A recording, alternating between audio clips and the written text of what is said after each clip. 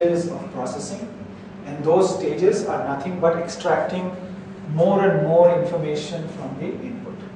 So for example, you can have, so Mar's own scheme for that was to say it happens in 3 stages. Right? There is the image level stage, which he called essentially the 2D representation. Then there's a 2.5D representation of surfaces. So which is to say that if you're seeing a chair, there is the surface level representation just of the surfaces that consist of the chair. It's still not a fully 3D object.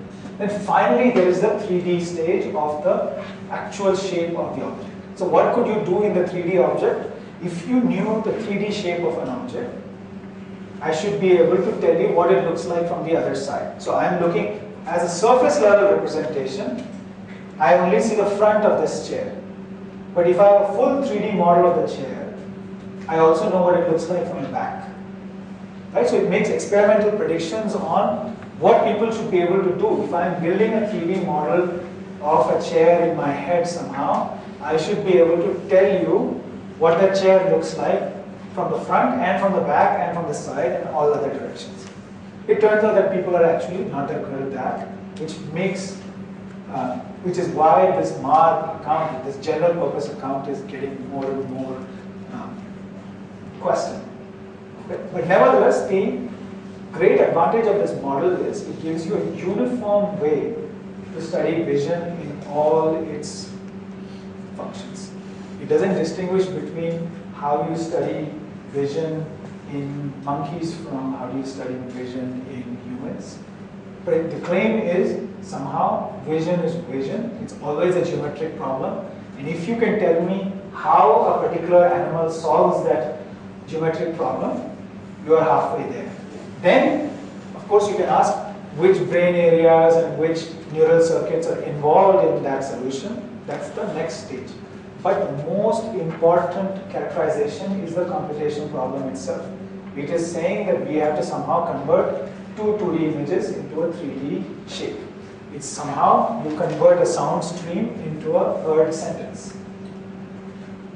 Very, very powerful, simple idea. Right? And you can see how you can just generate new hypotheses for anything. So for example, I have mentioned this for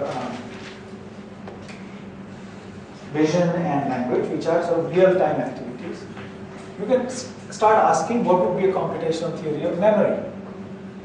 And you have to ask, what is the problem of memory? Now one possibility, an obvious sort of naive possibility is, memory is to match something that you are seeing right now or feeling right now to something that is in the past. So a memory for faces therefore would be, so I recognize a face because I see somebody in front of me and I match that shape that I have seen right now with some shape stored in my mind, and there's a template match. So that is one computational account of memory. Right? It's saying memory is nothing but, it's also in this case a geometric problem, but unlike extracting 2 3D shapes from 2D images, it is matching a past 3D template with a current 3D template. That's all.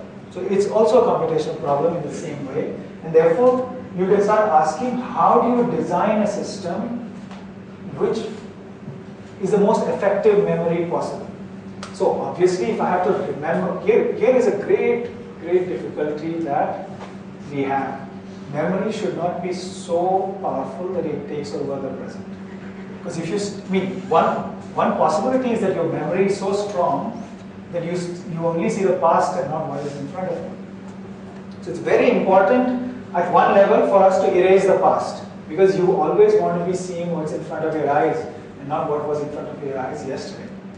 But at the same time, you have to recognize that what is in front of you now is similar or like or exactly the same as what happened before. So therefore, the problem of memory is not the same as the problem of vision. The problem of vision is to reconstruct the exact shape of the object in front of you. Memory should never be, even in its ideal avatar, reconstructing exactly what you saw in the past. Because then you are expending all your resources on the past rather than on the present. It's much better for memory to be cued by the past rather than fully reconstructing the past. And if that is the case, there's a question of what is the best memory code, right? What are the features that you should put into memory and what are the things that you shouldn't? Should you, when you are memory for faces, should you memorize everything about a face, or are there some very general aspects of the face and which differentiates this face from other faces that you should remember? So one possibility is that my face has a certain distances between my eyes, from my eyes to my nose, and so on. So these measures distinguish my face from other faces. It doesn't tell me what my face actually is. It also tells you that the memory of faces is not identification. You may not know at all who is in front of me as long as I can match what's in front of me with something that I had in the past. Okay? So it tells you therefore how computation can be used very quickly to start formulating accounts of almost any cognitive process. And it gives you very precise ways of doing that. It's telling you this is the geometric problem, and this is therefore you have to look for the neural correlates of that problem. You have to look for how the processing is done, what are the information resources that you need. And obviously, if you can do that for humans or for macaques or whatever animals, you can also try to implement that in a computer. So it has the double advantage of not only is it good for science, it's also good for technology. Which is why it's been such a wonderful 50 years of exploration of computational processes, right? Everything around us is now infiltrated in some sense by this technology. In fact, what you hold in your cell phones, even a cheap, 800 rupee Nokia cell phone, which may not exist for long, Nokia is going to die soon, but has more processing power than what was originally built by von Neumann as the world's first computer. So it tells you how far we have come, and that's because it was clear that this is a universal solvent. Right? If anything can be done, it can be done on a computer, and better. And by learning how humans do it, we build better systems that either replicate what we do or complement what we do. So I'm very bad at memorizing, let's say, people's names or addresses. So you have an address book.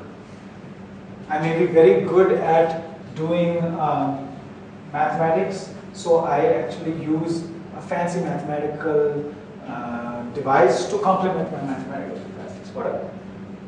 So this idea, therefore, of computation as being a productive way of generating hypotheses is very important. And if at all you're going to do a PhD or even a master's for that matter in psychology or even neuroscience and neuropsychology, certainly in computer science, you should at least once in your life take some random problem about the mind and try to computationalize it. Like ask yourself, how would you address it as a computational question? It may be wrong, but it will still give you insight. So for example, let's make up something really, really random. Religion. Right? Religion seems like the least computational of these. So,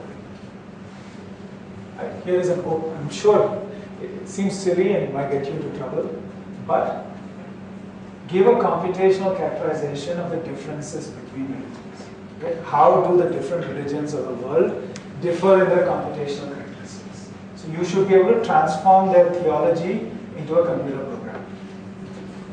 And then tell me, is there a universal religion computer program or they're just random things?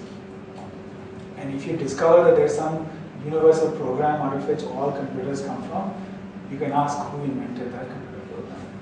So you'll have a very, very fruitful career ahead of you. You might get killed at some point, but at least you'll have a reputation. Okay, but it tells you, right, almost anything that the human mind does can be turned into computation.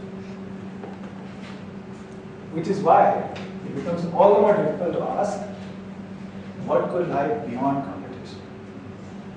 If everything can be studied by computation, what is beyond computation? This is a problem.